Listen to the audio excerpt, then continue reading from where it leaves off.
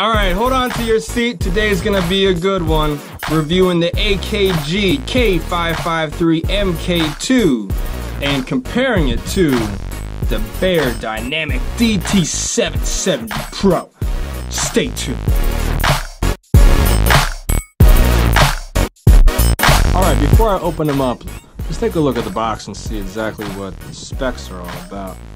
Audio bandwidth, 12 Hz to 28.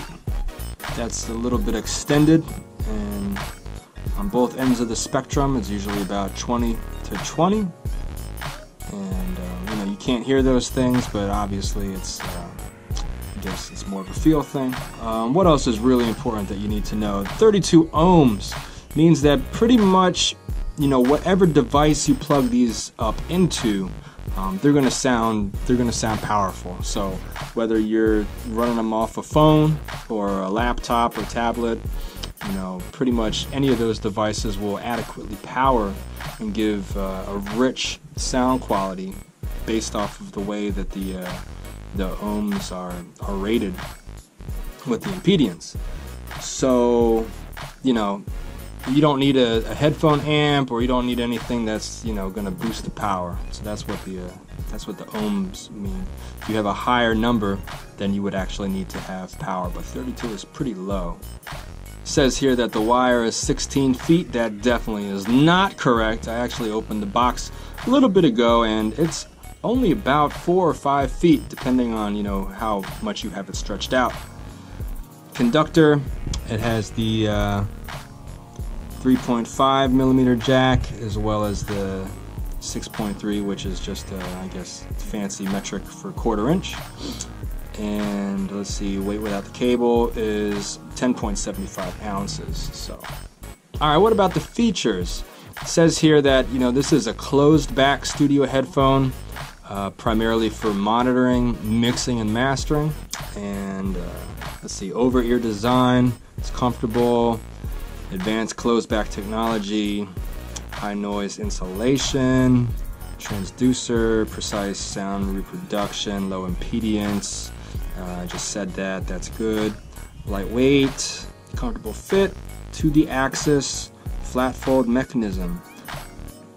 That basically means that you can just, you know, lay them flat, and the cans will, you know, be able to be laid on a desk or somewhere on a flat surface. Detachable cable, that's a big one. I know that's a big one for a lot of people. It's nice that now this updated model, the MkII, actually does have a detachable cable. So very cool. All right, so here it is. Let's open it up and take a look.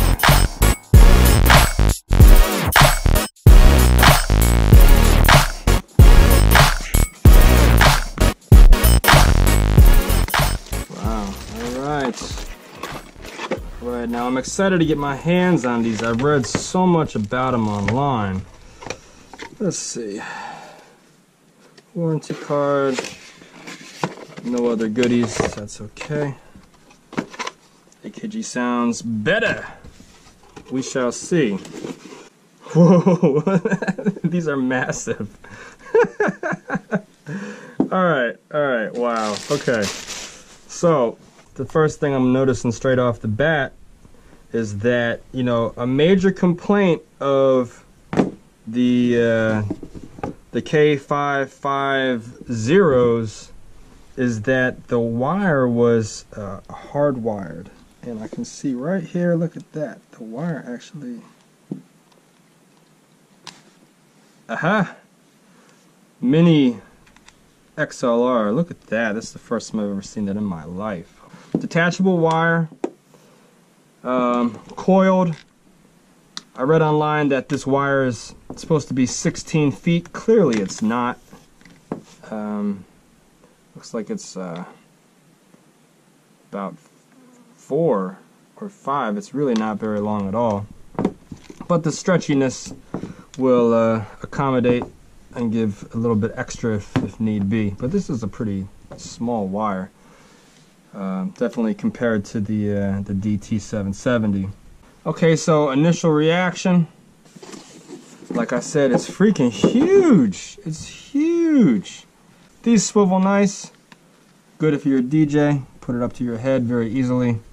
and the big R and L indicators to show you, you know, you can't mess that up. There they are. One of the things that I read is that, you know, the construction is really good, and I can attest it totally is. Look at that. So you have a little calibrated number system, and it's very, you know, definite and accurate, and very sturdy. Very sturdy. It feels. People are saying that it's metal. I'm not sure. It's a very, very hard plastic. It might be metal. Either way, it feels very durable. This top is very thin. I'm gonna rock with these in just a little bit and take a listen, and also, you know, put them on my head to feel how comfortable or uncomfortable they are. Designed in Austria. Okay.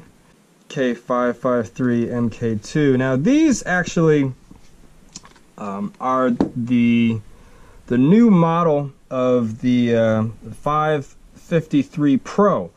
AKG actually no longer carries the Pro model, and it looks like this MkII is the new upgraded latest version.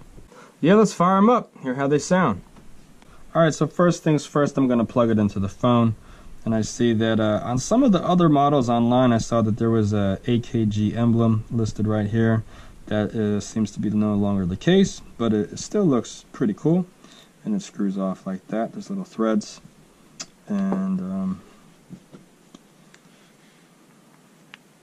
let's take a listen. Good, good, good. Alright, well, first off, they fit pretty nice on my head. You know, I have these not expanded at all, and that's they fit me. That's my setting, nothing, you know. So if you got a big dome, these are definitely for you because they expand to be quite large. Look at that. I mean, that's quite.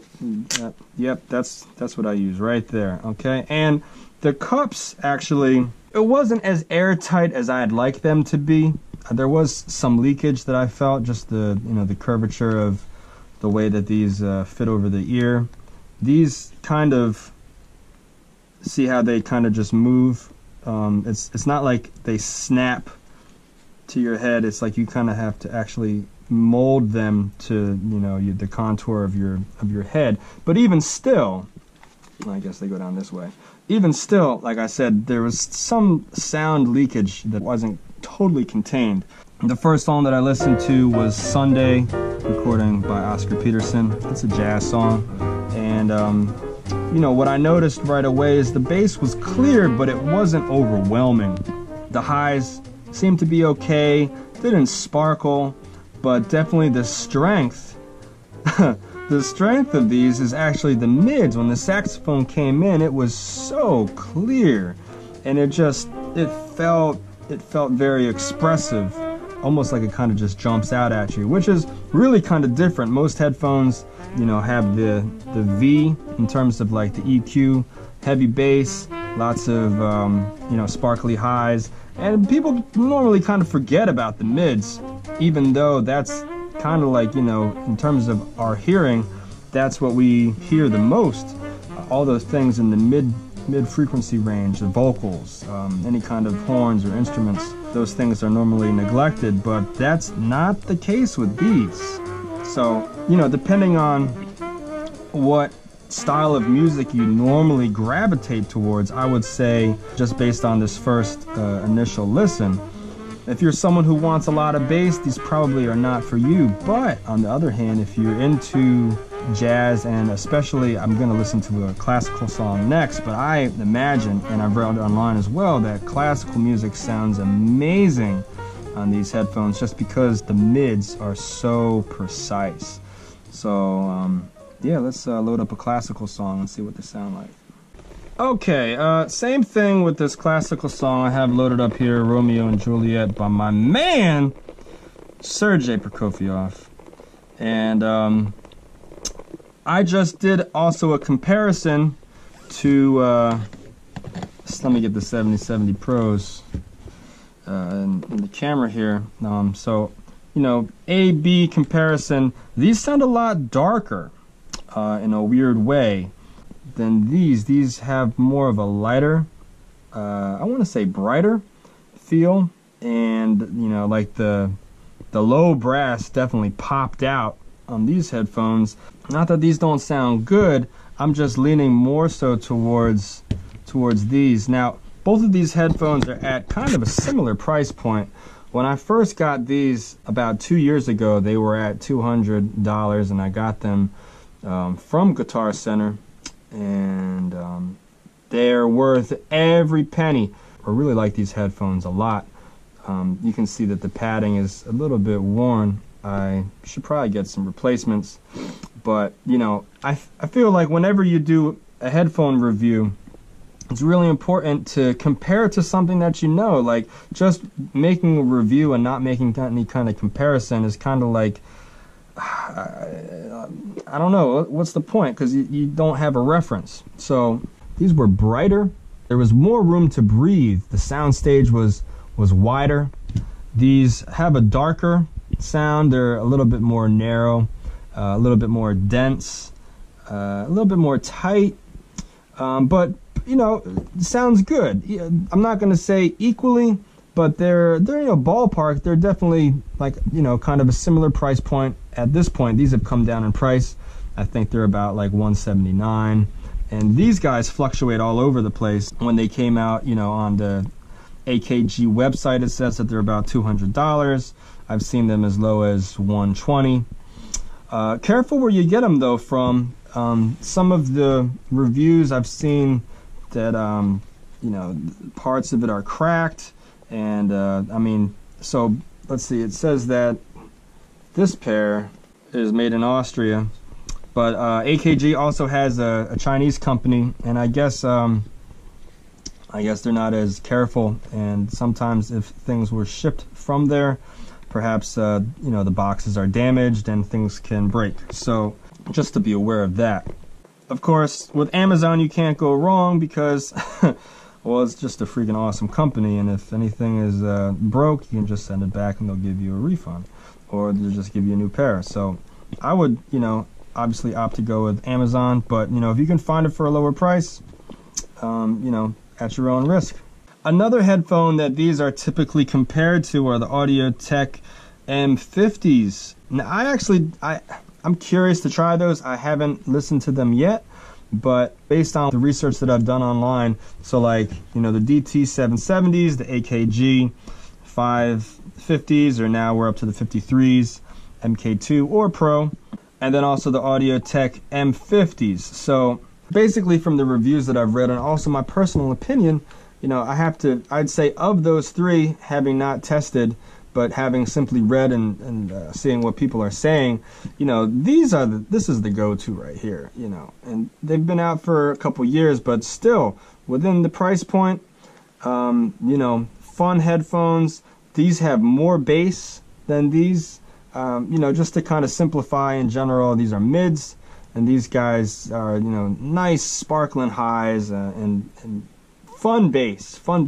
Although at the same time, I have used these DT770s to mix. I guess once you're so used to how things sound like on whatever you get used to, these are good for mixing and mastering as well.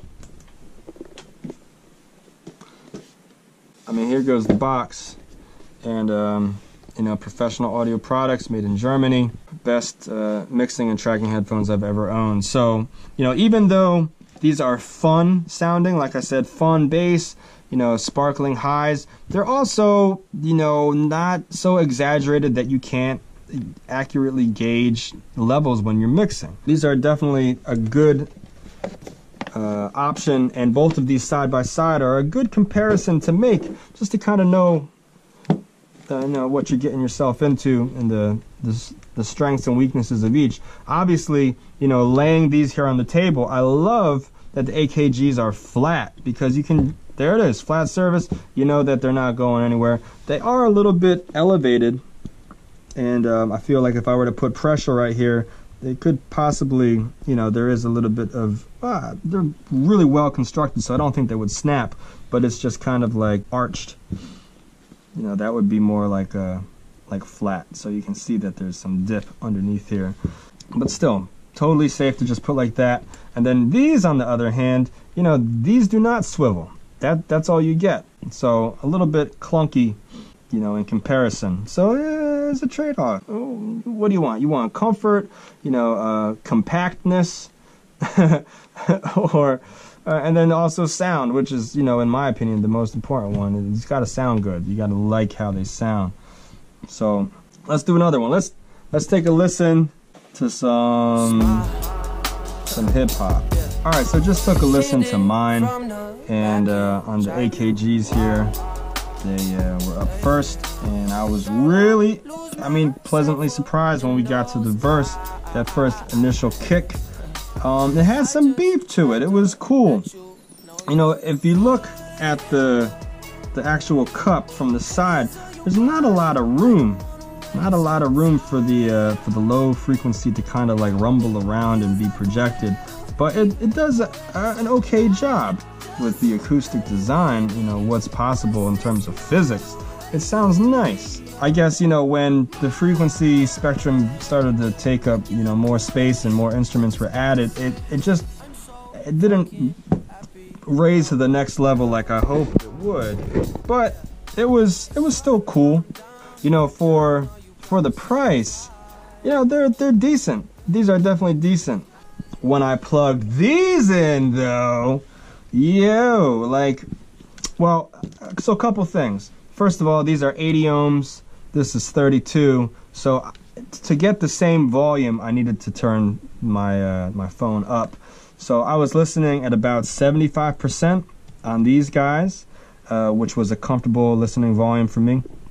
And then to achieve that same volume when I plugged in the DT770s, I had to turn it all the way up. And, you know, when it was maxed out, volume all the way up, it was plenty loud. I mean, anything more and, you know, you'd start to damage your hearing, especially if you did it for a long period of time. So, you know, the 80 ohms is okay. The 32 ohms on the AKG is a little bit more powerful. Now, another thing to take into consideration, you know, it's all about pros and cons here. So DT770 Pro, the wire is connected, okay? So if you're new to the, you know, headphones, why is that an issue? Like, well, first of all, I mean, if this gets damaged, you know, the headphones are fine and you just have a wire issue, which is a problem. People, I've seen tutorials online about how to solder, how to resolder your wire. So in situations like this, you know, if you're not careful, over time this could get messed up. Whereas this, if the wire gets messed up, if any part of the wire gets messed up, you can just easily swap it out for a new wire. You know, so problem solved, saves you a bunch of money, saves you a lot of time. If the wire gets damaged on these guys, you kind of think to yourself like, geez, man, I'm gonna have to either get them fixed or actually just buy a new pair. Or providing that, you know, you're within the span of the warranty, I guess, you know, they would give you a new pair. But what if it happens after the warranty expires? So all right, a couple more things I wanted to say about these guys. A lot of the reviews that you'll see online is about the K550. You know, so there's a lot of different variations of this model. Now, so basically, what's the difference between the 550s and the 553s is, you know, and I've never listened to the 550s. I just have the 53s with me right here. But from what I've read, is there seems to be a little bit more high-end on these. And also, it looks like the 550s kind of had some manufacturing issues where different headphones, all 550s, kind of had variations in sound. So for the people that said that the 553s sound just like the 550s, well, which version of the 550? You know, because there was some variance, I guess, in terms of the way that things were manufactured. So like I said, I've never really listened to the 550s myself, but just, you know, from from what I've read online, seems like they've worked out all the kinks in the 53s, especially the Mark II versus the Pro, whereas the Mark II has this cool wire, detachable wire, and the Pros are actually hardwired to the headphone. So overall, if you're looking for headphones that's, you know, below $200, kind of in the mid-range, looking for something to monitor, mix, and master, these are a good bet. You know, if it came down to my personal preference, I still would recommend the DT770s, but you know, this is a good option as well. Alright, well that about wraps it up. I hope you guys enjoyed the review. I'm gonna leave links below, and you know, if you choose to buy through the links, it doesn't cost you anything extra, but I do get a small commission, and I appreciate it. It helps me to keep on making these videos. If you liked it, give it a thumbs up, subscribe. You know, I do these as often as I possibly can, so stay in the loop, and thanks for watching.